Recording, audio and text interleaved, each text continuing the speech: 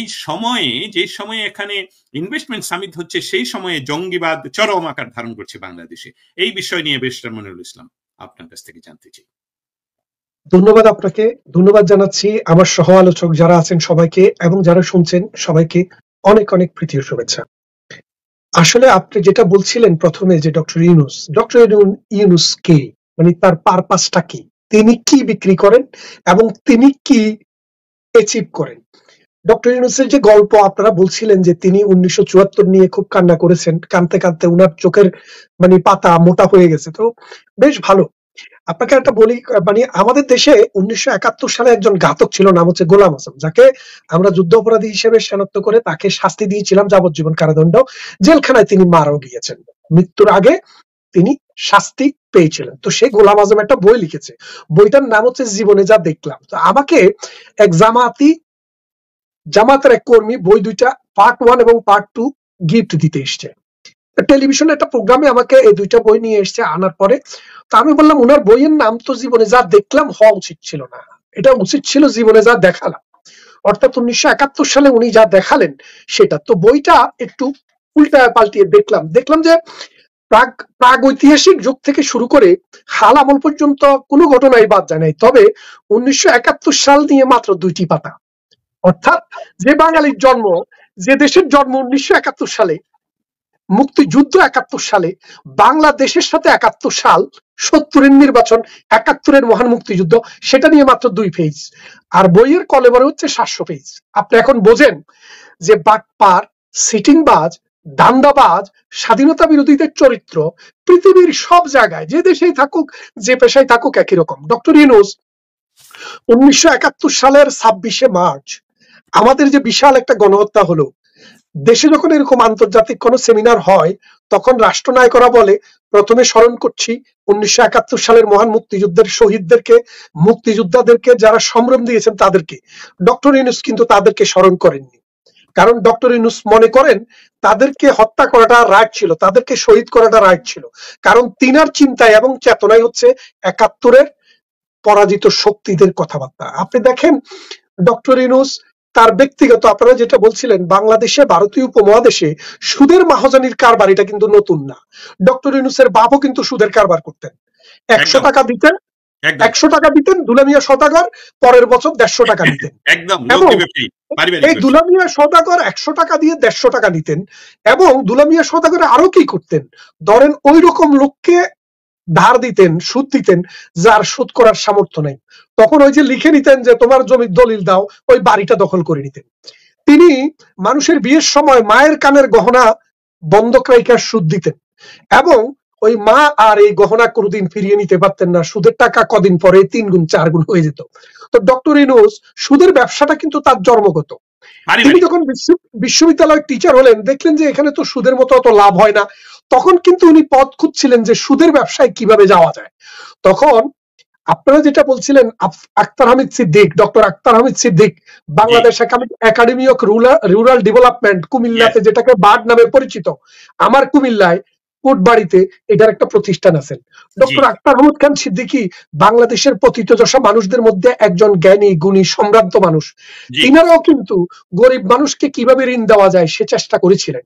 এবং আপনারা যেটা বলেছিলেন যে 1913 সালে আমাদের বিশ্ববরেণ্য কবি রবীন্দ্রনাথ ঠাকুর যখন নোবেল প্রাইজ পান, উনার নোবেল প্রাইজের সমস্ত টাকাটি উনি দান করেছিলেন, একটা ট্রাস্ট করে উইল করেছিলেন যে আমার এই টাকা দিয়ে গ্রামীণ জনগোষ্ঠী যারা কৃষি কাজ করে খায়, যারা গরিব অসহায়, তাদেরকে বিনা সুদে ঋণ দেওয়া হবে, সেই ঋণের টাকা দিয়ে তারা যদি তাদের জীবন বদলাতে পারে। এবং ডক্টর ইউনূস চিটং বিশ্ববিদ্যালয়ে থাকাকালীন, আমিও চিটং বিশ্ববিদ্যালয়ের ছাত্র, আমি ডক্টর ইউনূসকে চিনি। ওই চুবরা গ্রামে তিনি যেটা শুরু করেছিলেন, সেটা ধারাবাহিকতায় গ্রামীণ ব্যাংক। এই গ্রামীণ ব্যাংকটা যখন হয়, এটা বাংলাদেশের রাষ্ট্রীয় একটা প্রতিষ্ঠান, যেই প্রতিষ্ঠানের 75% মালিক হচ্ছে বাংলাদেশ সরকার, আর 25% মালিক হচ্ছে বাংলাদেশের যেই সব জনগোষ্ঠী এই ব্যাংকের গ্রাহক হবে তারা। এবং আপনাকে চ্যালেঞ্জ দেওয়া বলি, 1979 সাল থেকে আজকে পর্যন্ত বাংলাদেশ সরকার গ্রামীণ ব্যাংক থেকে 1 টাকাও লাভ পায়নি। এক। দ্বিতীয় হচ্ছে, যারা গ্রাহক তারা শুধু 29%, শোনেন, যেই পরিমাণে সুদ গ্রামীণ ব্যাংক নেয় এই জি সুদ, এই চাঁদা, ওই চাঁদা। ইন্টারন্যাশনাল অর্গানাইজেশন হিসাব করে দেখছে এটার পরিমাণ হচ্ছে 29%। জি পৃথিবীতে এ যাবৎকালে যত ব্যবসা হয়েছে, জি অ্যান্টনিও এবং শাইলকের গল্প আপনারা শুনেছেন যে জি মানে মার্চেন্ট অফ ভেনিসে এখানে অ্যান্টনিও এবং শাইলক, যে শাইলক যে মানুষকে উচ্চ মূল্যে সুদে ধার দিত, সেই সুদটাও 20%-এর নিচে ছিল, কিন্তু ওই শাইলকের চাইতেও ডক্টর ইউনূসের গ্রামীণ ব্যাংকের সুদ বেশি, এটার সুদ হচ্ছে 29%। এই 29% সুদ দিয়া মানে, এবং গ্রামীণ ব্যাংকে যারা সুদ নেয়, টাকাটা নেয়, তারা কিন্তু এই অল্প টাকা দিয়ে কোথাও ইনভেস্ট করতে পারে না।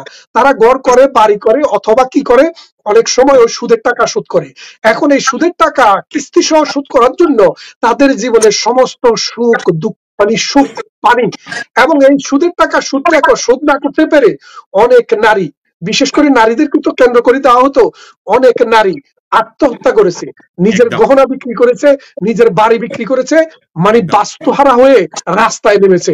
তো জি ডক্টর ইউনূসের, আপনাকে বলি, বাংলাদেশে গত 40 বছরের ইতিহাস যদি ঘেটে দেখেন, ডক্টর ইউনূসের গ্রামীণ ব্যাংকের মাধ্যমে কোনো একজন গ্রাহক স্বাবলম্বী হতে পারে নাই, তার জীবনকে বদলাতে পারে নাই, এবং বিশ্ব পরিমণ্ডলে নিজেকে তুলে ধরতে পারে নাই। আপনাকে বলি, ডক্টর ইউনূসের মোট 50টি প্রতিষ্ঠান আছে। এই প্রতিষ্ঠানের মূল হচ্ছে গ্রামীণ। এই গ্রামীণ সবগুলোর সাথে নামের সাথে জড়িত, কিন্তু গ্রামীণ ব্যাংক এগুলার মালিক না।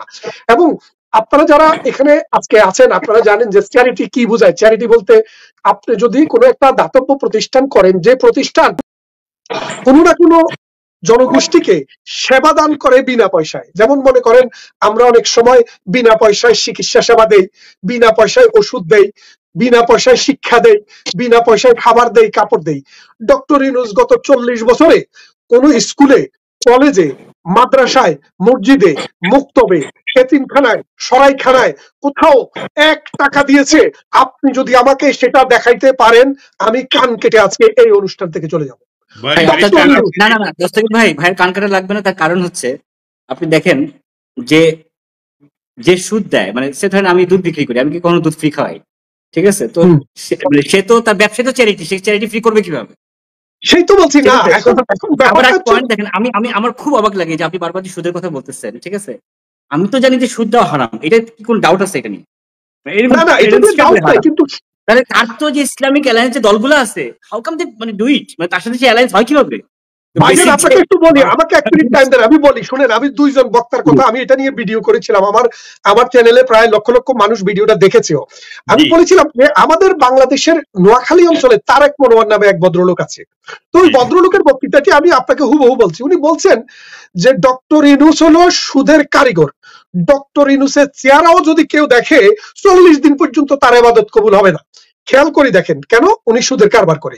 সেই তারেক মনোয়ার বলতেছে যে বাঙালির এমন ভাগ্য, ডক্টর ইউনূসের মতো বীর পুরুষ, বিশ্ববরেণ্য লোক বাঙালির নেতা। তাহলে সবই দেখেন, মানে 360 ডিগ্রি ঘুরে যাওয়া।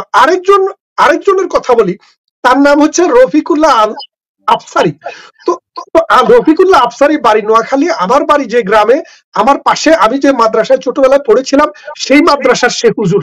সে বলছে যে ডক্টর ইউনূস হচ্ছে সুদের কারবারি। এই সুদের কারবারি মুসলমানের নেতা হইতে পারে না। এই সুদের কারবারির দিকে যদি কেউ তাকায়, অজু করে যদি আস্তাগফিরুল্লাহ পড়ে যদি তওবা না করে, তাহলে সে মুসলমানে থাকবে না। সেই সুদের কারবারি সম্পর্কে এখন তিনি কি বলছে জানেন? এখন বলছে যে উনাকে, আল্লাহ তুমি যতদিন বেঁচে থাকে ততদিন আমাদের ইমাম রাখো। তাহলে এই যে বাংলাদেশে ধর্মের নামে এই মৌলবাদ চড়ানো, এই সব বাটপাট টাউট বদমাইশদেরকে চরিত্র উন্মোচনের জন্য ডক্টর ইউনূস আমাদেরকে হেল্প করেছে। অন্তত এই কারণে ডক্টর ইউনূসকে ধন্যবাদ জানাই যে অতদিন যে ডক্টর ইউনূস ফ্রড ছিল, বাটপাট ছিল, ইসলামের দুশ্মন ছিল, এবং যার চেহারা দেখলে 40 দিন ইবাদত কবুল হইতো না বলতো, সেই ডক্টর ইউনূস এখন ইবাদতের জন্য মূর্তি পূজার মতো ডক্টর ইউনূসের তারা এখন পূজা করে। তাই বলছি, বাংলাদেশে আমরা এই আন্দোলনের পর, এই মানে 8 আগস্ট 5 আগস্টের পর যে বাংলাদেশের চরিত্র দেখেছি, আগামী 100 বছর বাংলাদেশ মনে রাখবে যে ধর্মের নামে যারা বাটপারি করে, সিটিংবাজি করে, তারা যে মুনাফেক। শুনেন, কোরআনে আছে যে মানুষ আমাদের যে আমরা ফিরে আসবো ব্যারিস্টার মনিরুল ইসলাম। আমি অবশ্যই এই আলোচনায় আপনারা তিনজন আলোচকই ইতিমধ্যে তুলে ধরেছেন ইসলামী যে বা বাংলাদেশে যে জঙ্গিবাদের উত্থান এবং সেটার যে নেতৃত্ব, এই আপনাদের প্রত্যেকের কথা থেকে শুনে যেটা বোঝা গেল যে উনি লগ্নি ব্যবসা, ওনার পারিবারিক ব্যবসা, ওনার আদি বংশধররা তা করেছেন এবং এই লগ্নি ব্যবসাকে উনি একটি অফিসিয়াল রূপ দিয়ে এখনো পর্যন্ত আছেন। এবং এখনকার একটি ঘটনা আপনাদের সকলের সামনে তুলে ধরে সেখানে এর জন্য শুনছি। সম্প্রতি আমি এখন যাব ব্যারিস্টার মনিরুল ইসলাম ভাইয়ের কাছে। সম্প্রতি দেশে আমরা একটা অদ্ভুত প্রবণতা দেখতে পাচ্ছি। রাস্তায় বাটা শোরুম, কোকা কোলার দোকান দেখা মাত্রই তৌহিদি জনতা নামক জনতা ভেঙে দিচ্ছে, কারণ তাদের দাবি এ সকল ইহুদি পণ্য আর তারা ইসরায়েলের বিরুদ্ধে প্রতিশোধ নিচ্ছে। এখানে শুধু সকলের জন্য জানিয়ে রাখছি যে বাটা হলো চেকোস্লোভাকিয়া বা বর্তমানে চেক রিপাবলিকের পরিবারের একটি ব্যবসা, চেক পরিবারের ব্যবসা।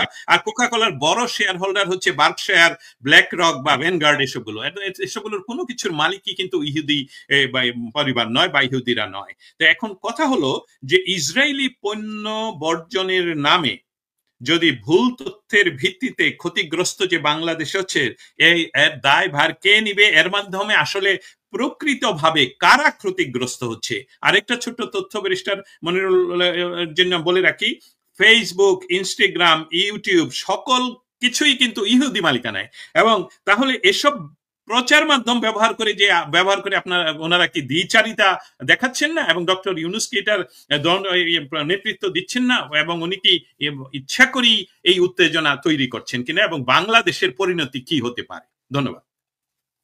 ধন্যবাদ আপনাকে। আপনি যেমনটা বলছিলেন যে আজকের যে মিডিয়া মোগল, মিডিয়ার সমস্ত ইনস্ট্রুমেন্ট গুলা, মিডিয়ার সমস্ত বাহনগুলা মূলত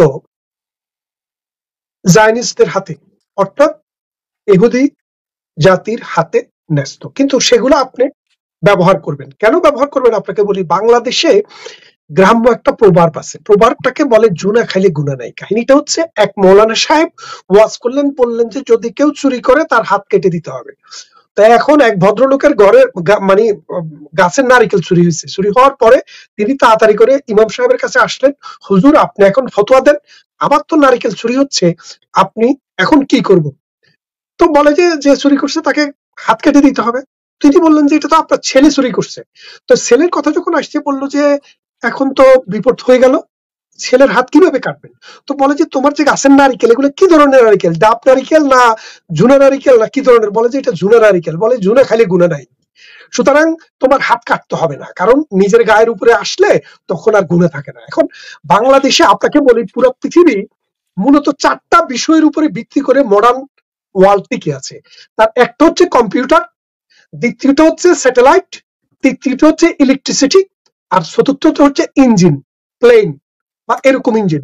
এই 4টার মধ্যে কোন জিনিসটা মুসলমান আবিষ্কার করছে আপনি বলেন তো? আচ্ছা আপনি আজকে বলেন তো যে আজকে কম্পিউটার পুরো পৃথিবীতে থাকবে না, আপনি আছি এইভাবে, আপনি আমাকে দেখবেন, আমি আপনাকে দেখবো? আজকে যদি বলি যে ইন্টারনেট শাটডাউন, আপনি কি আমাকে দেখবেন, আমি কি আপনাকে দেখবো? আজকে যদি বলি পৃথিবীতে বিদ্যুৎ থাকবে না, টমাস আলভা এডিসন খ্রিস্টান ছিলেন, তার বিদ্যুৎ আমরা ব্যবহার করব না।